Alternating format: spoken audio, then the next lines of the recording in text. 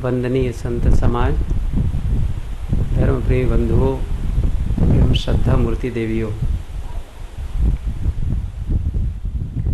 अभी शीलेंद्र साहब जी से एक उदाहरण स्वर्ग और नरक पर हम लोग सुने। ये उदाहरण सुनकर के मेरे मन में भी एक उदाहरण याद आ गया सुनते सुनते कि कैसे कैसे लोग स्वर्ग और नरक की कल्पना किए हैं और किस प्रकार जाना चाहते हैं।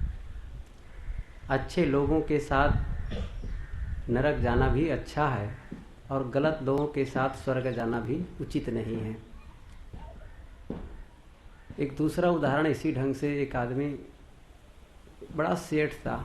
कैसे लोग लोभ में पड़ते हैं और गलत करते हैं जीवन भर, जीवन में गलत नहीं छोड़ते हैं, केवल एक चीज़ और चाहिए, केवल धन पद प्रतिष्ठा, इन्हीं के लोभ में लोग पड़े रहते हैं। इस पर उन्होंने लिखा, एक सेठ खूब धन कमाया, धन भी कमाता था और दान दक्षिणा भी करता था। मतलब धन कमाने में फिर वो चिंता नहीं करता था कि ये गलत है कि सही है, अच्छा भी करता था और नाजायज़ तरीके से भी धन अर्जित करता था। दूसरों को तकलीफ मिले, दूसरों को कष्ट हो, दूसरों के अधिकार का हनन हो, इसकी चिंता नहीं रहती थी। बस किसी भांति धन आए। लेकिन दूसरा पक्ष उनका यह भी था, दान दक्षिणा किया करता था, कुछ पुण्य का काम करता था। तो पुण्य और पाप मिश्रित कर्म थे। मरा, जब उनका शरीरांत हुआ तो फिर वही यमराज का पूछना हुआ। तो यमराज ने पहले कहा, भाई देखो इनका हिसाब किताब देखो कैसे हैं, ये स्वर्ग में जाएगा कि नरक में जाने योग्य है। तो उनके कार्यकर्ताओं ने कहा कि सरकार, ये कुछ अच्छा काम भी किया है और कुछ गलत काम भी किया है, तो गलत काम के फल पर इसे नरक जाना है और अच्छे काम के फल पर इनको स्वर्ग जाना है। तो यमराज सोचे अब क्या करें, इसको नरक पहले भेजें स्वर्ग। बड़ा कुतूहल पूर्वक कहा, अच्छा भाई सेठ जी आप ही बताइए, पहले आप स्वर्ग जाना चाहेंगे कि पहले नरक जाना चाहेंगे? दोनों हैं आपके खाते में। तो सेठ क्या कहते हैं, ध्यान दीजिए। सेठ ने कहा, सरकार जहां 4 पैसे के लाभ हो वही भेज दीजिए, हमें चिंता नहीं है। 4 पैसे के लाभ हो, यदि नरक भी जाना पड़े तो आदमी को चिंता नहीं है। क्या ऐसा हम नहीं कर रहे हैं? केवल लाभ के चक्कर में हम यदि पाप कर्म करते हैं तो उसका पूरा फल हमें भोगना पड़ेगा। यहाँ बैठे हैं लोग, बहुत लोग पुराने सत्संगी हैं। मैं बहुतों के चेहरे को पहचानता हूँ और बहुतों से अपरिचित हूँ। फिर भी लोग कई बार सत्संग सुने हैं और सत्संग में बहुत सी बातें नहीं भी समझ आती हैं। नए लोगों को बात समझ में नहीं भी आ सकती हैं। और इसमें विभिन्न मत पंथ के भी लोग बैठे हैं, कबीर के भी अनुगामी हैं। और यहाँ गुजरात में तो पूछना क्या है, अनेक संप्रदाय हैं नए नए, उसके भी अनुगामी हैं। अच्छा है, जहाँ से शांति मिले, जहाँ से सत्य का बोध हो, वहाँ जाना भी चाहिए। लेकिन आप चाहे कबीर के अनुगामी हो, चाहे गायत्री के अनुगामी हो, चाहे दादा भगवान के अनुगामी हो, चाहे राधा स्वामी के अनुगामी हो, या अन्य और कोई भी पंथ में आप दीक्षित हो और उसके आधार पर चलते हो, लेकिन मेरा इतना ही कहना है, आप करना क्या चाहते हैं? आप जीवन में चाहते क्या हैं? ये मूल प्रश्न है। संप्रदाय को अभी एक किनारे रख दे रहे हैं। हमारे जीवन का मूल प्रश्न है, हम कांटों की शैया पर सोना चाहते हैं कि फूल की शैया पर सोना चाहते हैं? ये आज निर्णय करना है। यहाँ बैठे लोगों में से शायद कोई भी नहीं चाहेगा कि कांटों की शैया पर सोएं, कांटों का बिस्तर लगा दें, पथारी लगा दें और सोएं। कोई नहीं चाहेगा। सब चाहेंगे कि हमारे लिए फूल की शैया लगे ताकि नींद अच्छी आ सके। लेकिन मेरा एक दूसरा प्रश्न, अपने जीवन को झांकें। जो कुछ हम कर रहे हैं सुबह से शाम तक, जितने दिन बीते हैं, इनमें हमने फूलों की शैया पाने की तैयारी की है कि कांटों की शैया पाने की तैयारी की है? कोई ऐसा काम किया है ताकि हमको फूलों की शैया मिले? कौन सा काम किया है? सुबह से उठते हैं, खाते पीते हैं, काम धंधा में जाते हैं, फिर खाते हैं, फिर खाते हैं, फिर काम धंधा में जाते हैं, रात में लौटते हैं, कुछ टीवी देख लिए, 11-12 बजे तक सो गए। इस बीच पूरे आप दैनिक जीवन का अवलोकन करिए, सिंहावलोकन करिए, कौन सा ऐसा हमने काम किया है जो फूलों की शैया के लिए है।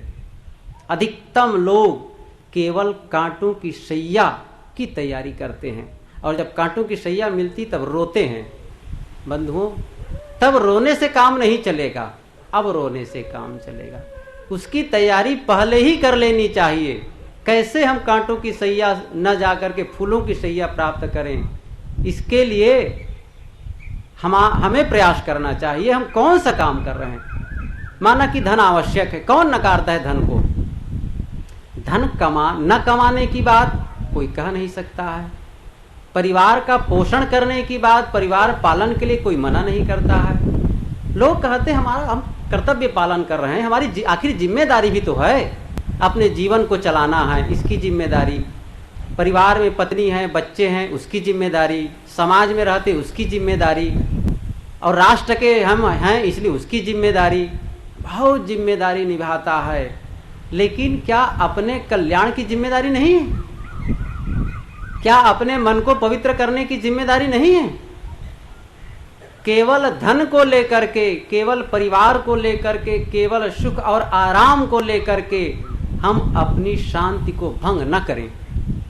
उसका महत्व है, मैं कहा ना, उसका महत्व है, धन का महत्व है, सुविधा का महत्व है, आराम का महत्व है, लेकिन सर्वाधिक महत्व शांति का है। लेकिन हमने शांति को ही दांव में लगा दिया है। एक गांव में मल्ल युद्ध था, जान गए होंगे। पहलवान लड़ते हैं, लड़ाए जाते हैं, लड़ते हैं, उनको इनाम मिलता है जीतने वाले को। लोगों को देखने में आनंद आता है। हमारे देश में भी बहुत पहलवान है, दारा सिंह का नाम सब सुने होंगे, फ्री स्टाइल वाला था, और भी एक से एक पहलवान हुए। तो जैसे सरगी गांव है, इसमें मल्ल युद्ध था। नाग पंचमी के दिन बहुत लोग लड़ते हैं, कुश्ती खेलते हैं। तो बाहर से एक मल्ल आया, पहलवान आया, वो बड़ा नौजवान, मोटा और ताकत वाला गांव वाला था, बूढ़ा पुराना लड़ने वाला पहलवान था। गांव वालों ने कहा कि आज तो फिर हमारे गांव की इज्जत नहीं रहेगी, क्योंकि जो बाहर से पहलवान आया है वो तो बड़ा पहलवान है, मोटा ताजा है, तो हमारे पहलवान यदि हार गए तो गांव की इज्जत चली जाएगी। लोग गए उनके पास, पहलवान के पास, अपने गांव वाले के पास, कि भाई आज तो बड़ा कठिन लगता है, कैसे गांव की इज्जत बचेगी? तो गांव का जो बूढ़ा पहलवान था, बूढ़ा था, पुराना था, वो कहा चिंता मत करो, मैं सब प्रकार के दांव जानता हूं, आप लोग निश्चिंत रहिए, जाइए वहां। तो शाम के समय होना था, तो उसके पहले ही जो बूढ़ा मल था, पहलवान था, वो जवान जिस घर में टिका हुआ था वहां चला गया। वहां जाकर कहता है, जानते ही हो कुछ घंटे के बाद आपकी और हमारी कुश्ती होने वाली, लड़ाई होने वाली, मतलब लड़ने वाले हम दोनों।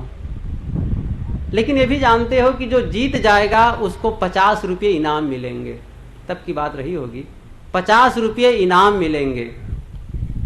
50 रुपये में तुम्हारा क्या होगा? और मैं तो बहुत दिनों से लड़ते आ रहा हूं, बहुत पैसा कमाया, और तुम्हारा धंधा ही यही है, 50 रुपये में कोई फायदा नहीं है। जानते हैं ना मैच फिक्सिंग, सब लोग जानते हैं, मैच फिक्सिंग सब लोग जानते हैं। तो उन्होंने कहा कि इसने लड़ने से क्या फायदा होगा, इतने जीत जाओगे तो कोई 50 रुपये मिलेंगे, और यदि तुम मुझे जिता दो तो 500 रुपये दूंगा, 500 रुपये मिलेंगे मुझे जिता दिए तो। उनके मन में भी हुआ कि सचमुच तो जीतने पर केवल 50 रुपये मिलेंगे, और यदि इनको जिता दिए तो 500 रुपये मिलेंगे। अब भला कौन घाटे का सौदा करे? लाभ चाहा, बात तय हो गई, ठीक है हम आपको जिता देंगे। अब समय आया, लड़ाई शुरू, मतलब युद्ध शुरू हुआ, और दोनों शुरू किए लड़ना। अब कुछ देर दांव खेले, कभी वो उसको पटकता, कभी उधर पटकता, कभी ये करता वो करता। अंत में जो जवान बाहर से आया मल्ल था, वो ऐसा दांव खेला कि अपना ही गिर गया और उसके सीने पर बैठ गया गांव का बूढ़ा पहलवान। अरे बड़ी ताली बज गई, अब तो हमारे गांव के एकदम जीत गए पहलवान खूब। और बाहर से जो लोग आए थे उस गांव से सब निराश हो गए, हमारा पहलवान मल्ल तो हार गया, गांव वाला जीत गया, समाप्त हो गई, सब चले गए। अब रात का समय, सोने के पहले अब जवान मल्ल था जो उनको जिताया था, वो अब बूढ़े के पास पहुंचा। पहले पहुंचा था उनके पास, अब ये पहुंचा कि भाई आपके कथनानुसार आपने जो प्रामिश करवाया है उससे मैं आपको जिता दिया, लाओ 500 रुपये। कहा कि काहे का 500 रुपये, तुम मल्ल बने इतनी दिन से जानते नहीं? अरे वो जो मैंने 500 रुपये का जो कहा है वो भी एक दांव था, इतने दिन से दांव लड़ रहे हो पहलवानी, दांव नहीं जानते? वो भी एक दांव था, जाओ। वो तो सुन करके अवाक रह गया। 500 रुपये के दांव में उसकी इज्जत ही चली गई। गांव वाले निराश होकर के लौट गए, कुश्ती में हार गए। जिंदगी को हम लोगों ने भी दांव में लगा दी है। किसके दांव में? धन के दांव में शांति को भंग कर दिया है। हमारी शांति भंग हो गई है। वह कौन सा काम जिस काम को करने के बाद हम तनाव ग्रसित हो जाए, टेंशन वाला हो जाए, वो कौन सा काम? कौन सा काम सोचिए। अभी भोजन करेंगे, जसू भाई के यहाँ भोजन करना है सबको, सब लोग सोचते होंगे जल्दी बंद हो, भोजन करके भागें, यही ना चिंता है। लेकिन भोजन करने के बाद यहाँ से आप गए घर में और आपकी तकलीफ बढ़ जाए, आप कहेंगे पता नहीं जसू भाई क्या भोजन करा दिए, बहुत परेशान कर रहे हैं, सब लोग कोसेंगे। लेकिन भोजन करने के बाद बड़ा आराम मिला, वही भोजन सफल है। वह भोजन अच्छा है जिसके करने में शांति मिले, वह काम अच्छा है, वह धंधा अच्छा है जिसके करने में शांति मिले। वह धंधा कौन सा है जिसके करने के बाद हम अशांत हों, लड़ना झगड़ने शुरू कर दें? 2 कौड़ी का है। वह मित्रता, वह मिलना, वह संबंध अच्छा है जिससे मिलने के बाद मधुरता हो। यहाँ हम लोग आए सत्संग में, आपस में बैठे बहुत प्रेम से, अच्छा है। लेकिन यहाँ 2 आदमी आकर के लड़ना शुरू कर दे यही मैदान पर आकर, वो तो उचित नहीं है। अरे किसी से ना मिलो तो कोई शिकायत नहीं। यहाँ जस भाई बहुतों को आमंत्रित किए होंगे, हो सकता है कई लोग नहीं आए हैं, तो उनको बहुत शिकायत नहीं करेंगे, भाई आप क्यों नहीं आए, इतना ही कहेंगे। लेकिन आदमी आ करके 2-4 लोगों से लड़ाई शुरू कर दे, मारपीट शुरू कर दे, तब कहेंगे बहुत बेकार, ना आते तो अच्छा रहता, ना आते तो अच्छा होता, आकर के लड़ाई किए बहुत गलत हुआ। किसी से भी संबंध बनाएं तो संबंध का फल होना चाहिए मिठास। पति और पत्नी शादी होती है और बड़े एक दूसरे के प्रति आकर्षण होना भी चाहिए, गलत नहीं है। लेकिन पति और पत्नी का संबंध यदि कुछ वर्षों के बाद मधुर नहीं है तो संबंध क्या है? हमने समझा नहीं जीवन को, शांति को हमने समझा ही नहीं। क्या पति और पत्नी शादी करने का फल लड़ना होता है? किसने कहा है? लड़ना नहीं होता है। समझिए जरा सी इस चीज को, लड़ने के लिए शादी नहीं किए हैं, बल्कि एक दूसरे के सहयोग के लिए किए हैं। और सहयोग नहीं कर रहे हैं, इसका मतलब हमने कहीं ना कहीं गलती की है, या तो हमारे बोलने में गलती है, या करने में गलती है, या समझ में गलती है, इसको सुधारना चाहिए।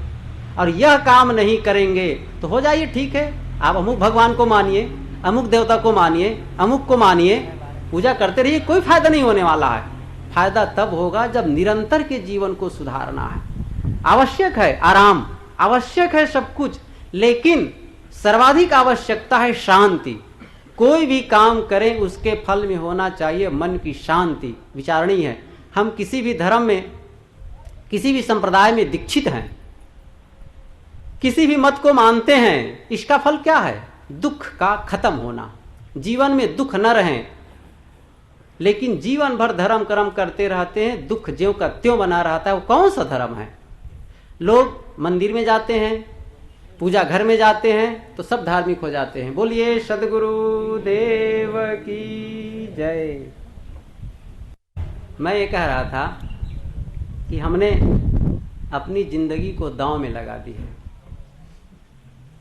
धन कमाने के नाम पर, आराम के नाम पर, फैशन के नाम पर, व्यवस्था और जिम्मेदारी के नाम पर संसार के सारे काम करें जो हमारे जीवन निर्वाह में आवश्यक है। करना बुरा नहीं, करना चाहिए, लेकिन जरा ये देखना चाहिए अकेले में बैठ करके, यह करने के बाद मेरा मन अशांत तो नहीं होता है?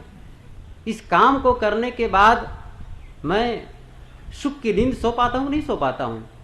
ये देखना है, वही काम सफल है। कोई भी काम आप करते हो, खाना पीना बोलना चालना, वो बोलना किस काम का? बोलने के बाद मन में अशांति हो, इसका मतलब गलत बोला गया, गलत खाया गया, तभी मन अशांत है। गलत कर्म किया गया, गलत संबंध बनाया गया, तभी मन अशांत है। अच्छा करके अशांत नहीं हो सकता। या तो हमारी समझदारी की कमी, कहीं भी किसी भी मत में आप दीक्षित हो गए, यदि मत में दीक्षित हुए, किसी भी संप्रदाय में दीक्षित हुए, किसी भी भगवान को माने, किसी भी देवी देवता की पूजा किए, उसके फल में मिलना चाहिए मन की शांति, जीवन के दुख घटना चाहिए। लेकिन जीवन के दुख ज्यों के त्यों बने हैं, इसका मतलब हम धर्म के नाम पर, संप्रदाय के नाम पर कोई केवल कर्म कांड में उलझ गए हैं। फिर से विचारना है। मैं जिस गुरु का शरण पाया हूँ, ये अलग विषय हुआ कि हम उसके लिए प्रयास ही न करें, ये तो अलग बात है। लेकिन उनके विचारों को सुन करके संतोष होता हो, उनके दर्शन से संतोष होता हो मन में, जिनके याद से संतोष होता हो, वही तो हमारे गुरु हो सकते हैं। सदगुरु कौन हो सकता है? जिनके दर्शन, जिनके विचार और जिनकी याद अत्यंत मन में प्रश्नता ला दे। आप यहाँ बैठे हैं, लेकिन कहीं गुरु दूर हों और याद आ गई गुरु की, तो दुख यदि आए हों वो भी कम हो जाएं, धुलने लग जाएं। ये फल है। लेकिन यह सब नहीं हो रहा है। प्रायः लोग मंदिर में जाते हैं, बड़े विनम्र हो जाते हैं, सत्संग में आते हैं तब तो विनम्र होना है, यहाँ आकर उछल कूद कौन मचाएगा। लेकिन धर्म स्थलों में धर्म की उतनी आवश्यकता नहीं है। धर्म की ज्यादा आवश्यकता है कर्म स्थल में, जहां हम कर्म करते हैं, लोगों के बीच मिलते और जुलते हैं, बात व्यवहार करते हैं, खेती करते हैं, नौकरी करते हैं, सर्विस करते हैं, वहां धर्म की ज्यादा आवश्यकता है। लेकिन वहां लोग धार्मिक नहीं होते हैं। मंदिर में गए थे एकदम विनम्र, क्या धर्म टोपी है? क्या आप मंदिर में गए, लगा लिए और मंदिर से आए और बगल में दबा लिए? धर्म टोपी नहीं है, वो बिल्कुल चाम की तरह है, जो जिसको शरीर से अलग नहीं कर सकते, और अलग किए उसका परिणाम समझ सकते हैं। जीवन में धर्म हमारे कदम कदम पर सावधानी पूर्वक चलने की सीख देता है। सत्य कहें चाहे अध्यात्म कहें, जो कहें, यह हमारे हर कदम को चुनौती देता है कि देखो गलत न होने पावे, गलत न बोलने पाओ। सारी बातें यही हमारे किसी भी धर्म पथ में लगने का फल है, गुरु से लगने का फल है, किसी भी सत्संग में आने का फल है कि हमारा मन, बोझिल मन हल्का हो जाए, यहाँ से जाएं लगे कि सचमुच वहाँ का जाना सफल हुआ। उन बातों को सुने और इन बातों को सुन करके आचरण में लाएं तो निश्चित हमारा जीवन सफल होगा। हम प्रायः चाहते हैं कि मेहनत ना करनी पड़े। बिना मेहनत के कोई काम होने वाला नहीं है। आप लोग खेती करते हैं, व्यापार करते हैं, कोई भी काम करते हैं, कितना काम करते हैं, दूर दूर जाते हैं धन कमाने के, बड़े शौक से जाते हैं। शौक के बिना काम नहीं होगा, इसमें भी शौक हो। सबका अलग अलग शौक होता है। किसी का धन कमाने का शौक, तो देखो दूर दूर चले जाते हैं, देश छोड़कर विदेश में चले जाते हैं। किसी का और शौक होता है, किसी को गाड़ी का शौक, तो नई नई गाड़ी खरीदते रहते हैं।